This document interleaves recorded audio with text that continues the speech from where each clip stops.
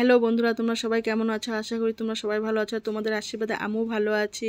তো আমরা অযোধ্যা থেকে চলে গিয়েছিলাম তাজমহল থেকে আমরা চলে আসলাম বৃন্দাবনে। তো এখানে বৃন্দাবনে এসে আমরা দেখো গোবর্ধন পাহাড়টাকে ঘুরে দেখছি আর তোমাদের সাথেও শেয়ার করছি। দেখতে থাকো, সঙ্গে থাকো। দেখো জলটা কি সবুজ, পুকুরের ওই পাশ দিয়ে দেখো পাহাড়টা দেখা যাচ্ছে।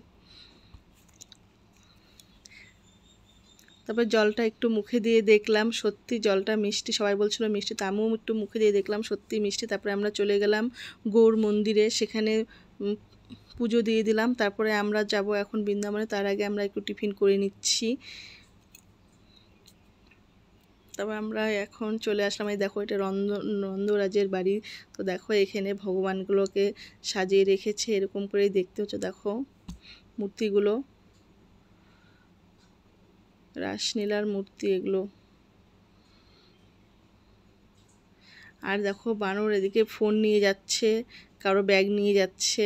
তোমরা যাওয়ার সময় খুব সাবধান মতন যাবে, বানরের খুব উৎপাত।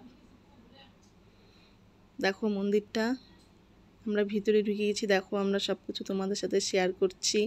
খুব সুন্দর, খুব ভালো লাগলো আমার ভিতরে গিয়ে, মন থেকে খুব ভালো লাগলো।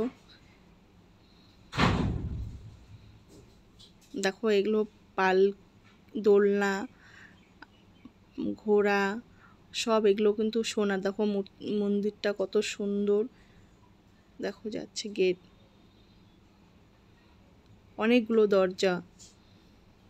আর এদিকে দেখো, এদিকে অনেক গরম, পাকাটা দিকে ঠান্ডা। দেখো ওদিক দিয়ে লোক যাচ্ছেই না, এত গরম। আর মাঝখানে মিডিলের পাকাটা খুব ঠান্ডা। ভিতরে দেখো কি সুন্দর পুকুরটা। তারপরে এটা হলো রাধারানীর ঘর।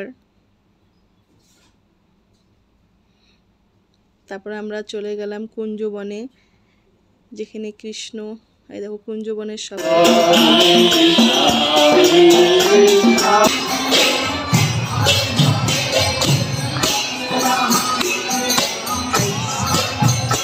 ইস্কন মন্দিরে। আর তোমাদের যদি ভিডিওটি ভালো লাগে থাকে লাইক করো।